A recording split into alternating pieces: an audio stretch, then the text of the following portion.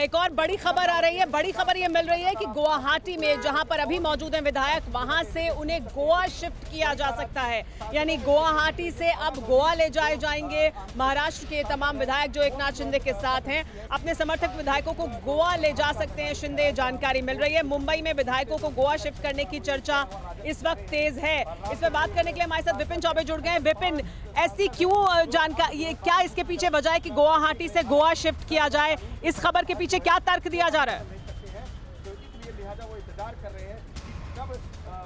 देखिए, इसमें दो तरह की बातें कही जा रही है। एक ये कहा जा रहा है कि इस वक्त महाराष्ट्र के गवर्नर भगत सिंह कोश्यारी कोविड होने के चलते वो इस वक्त असमर्थ हैं अपनी दायित्व का निर्वहन करने में, इसलिए संभावना ये जताई जा रही है। हालांकि बहुत कम इसकी संभावना है कि ये जताई जा रही है कि इनका एडिशनल चार्ज हो सकता है कि गोवा के गवर्नर को दिया जाए। और उस स्थिति में अगर वहां के गवर्नर को ये चार्ज दे दिया जाता है तो फिर जितने विधायक गुवाहाटी में मौजूद हैं उनकी परेड की अगर नौबत आती है, संख्या बल दिखाने की नौबत आती है, सरकार बनाने की नौबत आती है, तो संभवतः उनको गोवा शिफ्ट किया जा सकता है। लेकिन अभी बहुत कम संभावना इस बात की है। सिर्फ महज ये चर्चा है और इस चर्चा को लेकर अभी जो इसको लेकर ये पता लगाने की कोशिश की जा रही है इस बात में कितना दम है, लेकिन ये चर्चा मुंबई में इस वक्त आम है।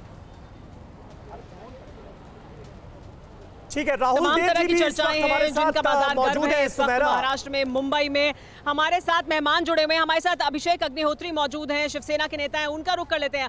अभिषेक, आपसे मैं जानना चाहूंगी, इस वक्त तो ऐसा लग रहा है, क्या शिवसेना के भीतर इसको लेकर मंथन हो रहा है कि सिर्फ सरकार बचाने की चुनौती नहीं है, पार्टी और संगठन बचाने की चुनौती भी साफ तौर पर दिखाई दे रही है? क्योंकि एकनाथ शिंदे के समर्थन में जिस तरह से सांसद, कॉर्पोरेटर, सड़कों पर लोग भी दिखाई दे रहे हैं थाने में, तो क्या वो बड़ी चुनौती है?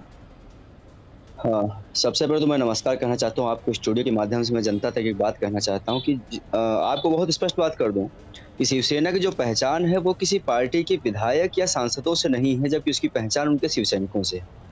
आप देख रहे होंगे जिस तरह समर्थन माननीय उद्धव साहब ठाकरे के लिए सड़क पर उतर रहा है, वो चाहे पुणे हो, चाहे ठाणे हो, चाहे आपका मुंबई हो या आपका संभाजी नगर हो, इन जगहों पर जिस तरह से समर्थन शिव सैनिकों को सड़क पर आज सामने आ रहा है, जिस तरह से उनके लिए समर्थन जुट रहा है, तो जाहिर सी बात है एक शिव सैनिकों का आह्वान है कि शिवसेना की जो पहचान है वो शिव सैनिकों से है और शिव सैनिकों के जो है उनके निष्ठावान कार्यकर्ता होने के नाते है।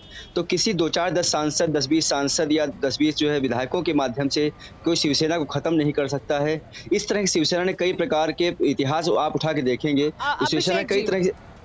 शिवसेना ने कई तरह की इस तरह समस्याओं से जूझा। ये जरूर हुआ है कि बड़े बड़े नेता अलग हुए हैं, टूट कर गए हैं, अपने साथ लोगों को लेकर गए, लेकिन ऐसा कब हुआ था कि सरकार ही गिरा दें? ऐसा कब हुआ था कि जो दूसरे नंबर के नेता हों, जो सीधे उद्धव ठाकरे के बाद एकनाथ शिंदे का नाम आता था, वही पार्टी को इस तरह से तोड़ने के लिए तैयार हों? सांसद ऐसे अलग हो जाएं, इतनी बड़ी संख्या में इस तरह से टूट, तब जबकि उद्धव ठाकरे को अपना मुख्यमंत्री निवास खाली कर वापस मातोश्री आना पड़े।